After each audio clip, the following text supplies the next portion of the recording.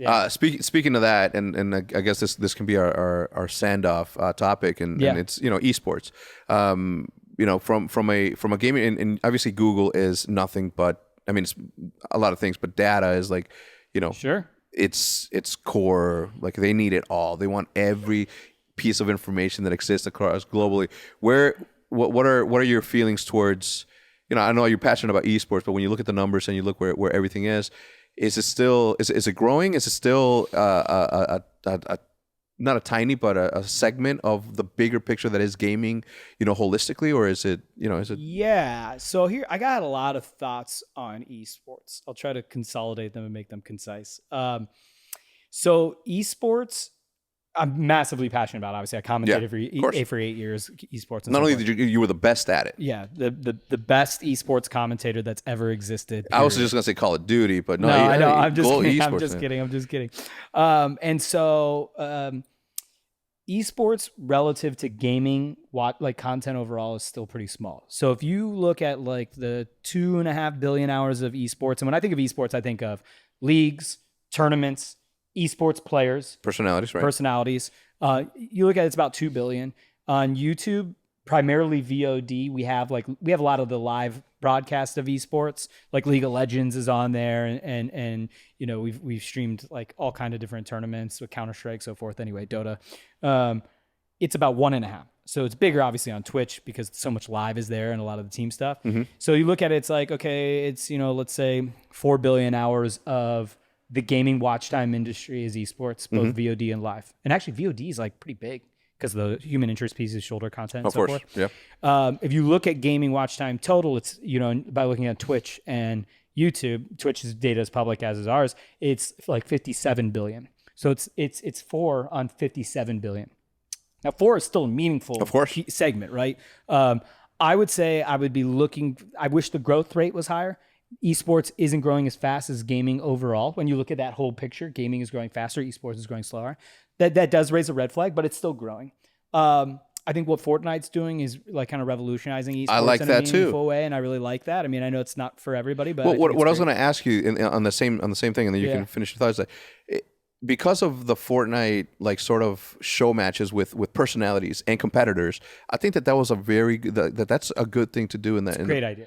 Right? I mean, isn't that what we've been? Everything needs to be like franchised and look like traditional sports. That's okay. Fortnite lends itself to like be more entertaining anyway. And then, the battle royale mode, like it's different. Not all esports need to be created equally. I think like how the fighting community has, basically pioneered esports and kind of had their own identity. Absolutely. Is like beautiful. And like, it doesn't always have to be like, I think it's great what Overwatch has done with like franchising and having this really like kind of, model in League of Legends in the US and obviously EU. Like everybody doing kind of different things is good. First of all, it's good from the sense that like we're testing a lot of different things. Innovation. And two, the more people we can welcome into the space, because maybe that thing's too like Overwatch or League of Legends franchise and that stuff's too hardcore for them. They like the Fortnite stuff, is better for all of us. All ships rise. So absolutely. We should be welcoming in all of that. And actually my point too about esports, I'm bullish on it long term.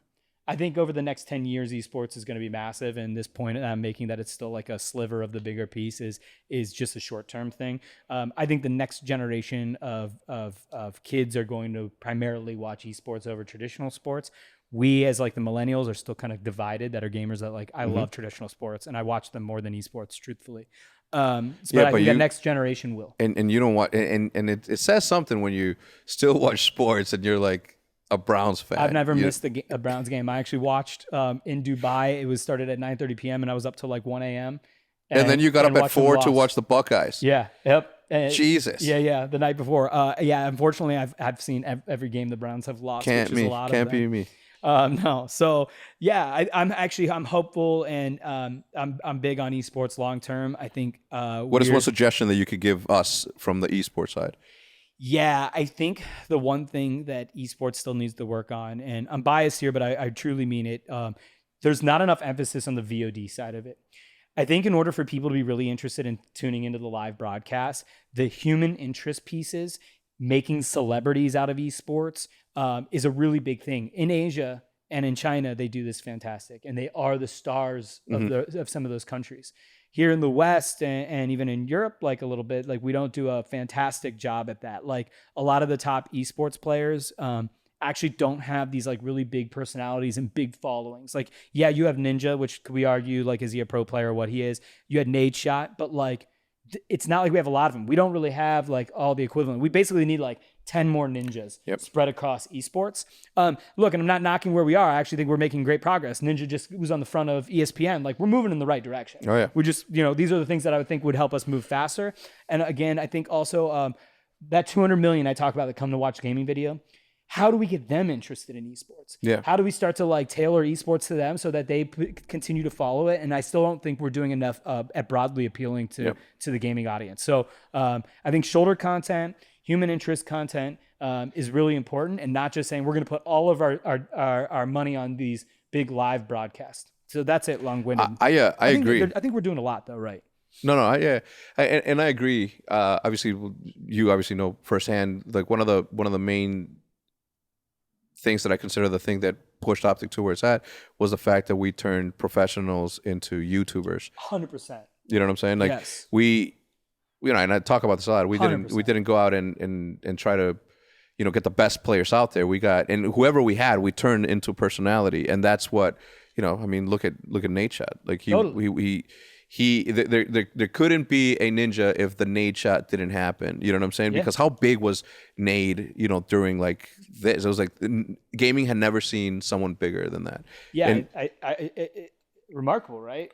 I mean, if you think about it, and in Call of Duty, again, not the biggest esport, you know, and it goes to show again that, you know, content is and will always be king. Yeah, absolutely. I think honestly, off the top of my head, the only ones that I see really focusing on building out their players like celebrity status by building out really compelling content is TSM, FaZe, 100 Thieves, obviously because Nade knows the kind of formula.